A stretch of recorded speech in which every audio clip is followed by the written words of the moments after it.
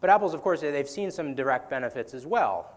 You know, the launch of a new platform and all of this new inventory has generated a lot of new spending as well. And you know, some of this has gone directly to Apple. We sort of know the things about the Apple platform. You have fewer advertisers targeting a smaller audience and paying a lot more for the privilege of doing it.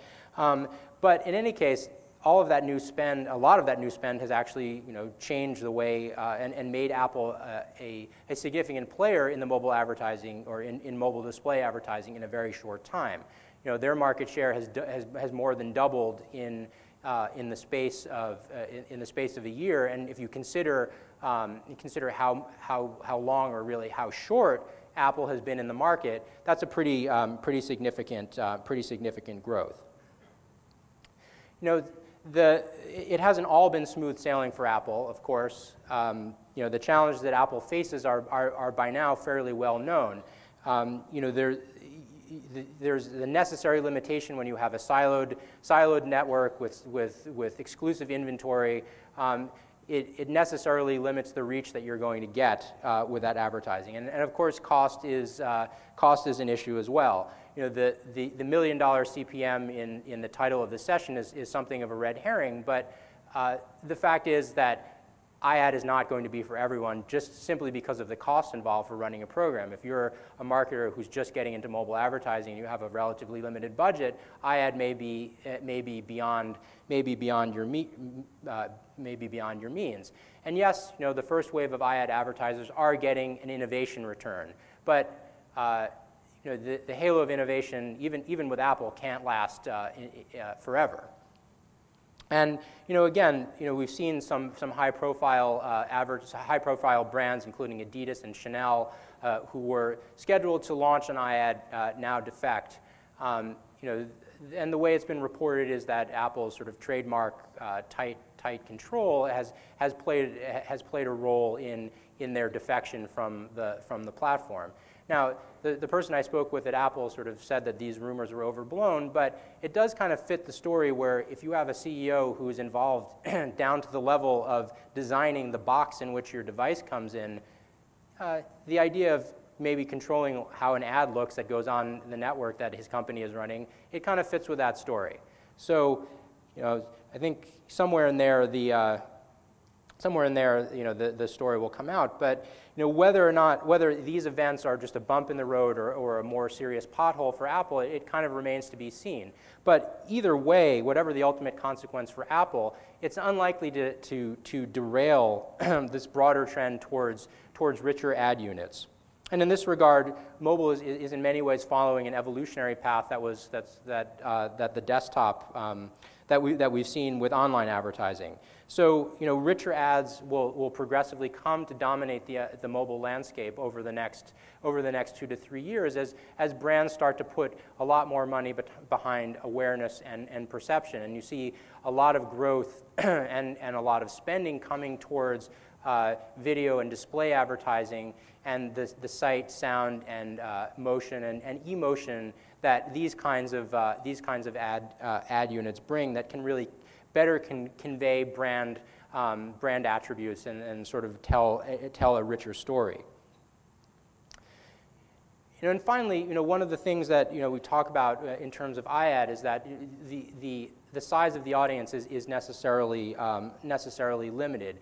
But again, you know, as anyone who has an iPhone or has sort of followed the evolution of the iOS platform knows that iPhone users are tremendously active, and even on competing ad networks, they regularly account for more than half of monthly impressions. So when you have a situation like this, it's not really any wonder why Apple would want to keep some of the revenues associated with their users' activity of their devices.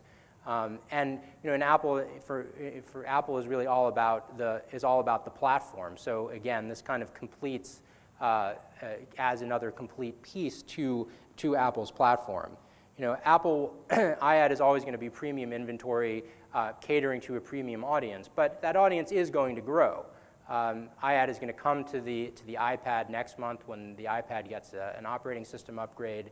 And I think one last thing to consider here is the wild card of the iPhone coming to Verizon. Now, if you're like me, you've been waiting since the iPhone was introduced to go to Verizon. I'm sure many people are. Verizon and Apple have been doing a very slow dance over the past couple of years. There are rumors literally every week about the iPhone coming to Verizon. And I think recently we now know that the iPad is going to go on sale with Verizon, I think, as early as next week. So in some ways, we're getting closer to that event. So if the iPhone does come to Verizon, you will have a lot more, a lot bigger iPhone audience. So we come back to the question of, that started the panel, and has iAd changed the mobile market forever? And the answer is really yes. The bottom line is, whether Apple itself ends up being good at mobile advertising, iAd has been good for mobile advertising. And as mobile devices become an essential part of all of our daily activities, Apple has helped push mobile beyond the tipping point. I think that's an expression that I think that Nancy used, and it's something that we've been waiting for a long time with mobile advertising, and Apple, with the momentum and the excitement that it's able to bring, and as well as some of these other events, has really pushed mobile to the point where there's really no turning back. So thank you. I'm going to hand it off to. So I'm Brett Barish, and I'm going to talk a little bit about, from a brand and advertiser perspective, working with Apple. We made the decision to be one of the first advertisers on the iAd platform back in May, and so I've been working really closely with them. Some existing live iAds. How many of you out there have seen an iAd and actually opened one and interacted with it? So these are some that are live right now. Citi, Nissan was one of the first ones. Dove was one of the first ones. JCPenney has one out right now. And of course, AT&T, who's my client, has one out right now. And I'm going to show you that one in a minute. And then we've got, I'll give you a sneak preview of one that's launching this week in a couple of days. So I want to talk real quick about why AT&T. Why did we make the decision to spend all this money on the iAd platform? Because as Noah said, it's definitely not for everybody. It's not for every brand. We wanted to really be first to market. BBDO as an agency is kind of, we feel like, taking the lead too in enrich mobile experiences. We've got a bunch of clients actually doing these and some other stuff. Obviously, the partnership between AT&T and Apple was a big deal for us. They've got some good targeting capabilities, basically based on apps and what people are opening based on their targets.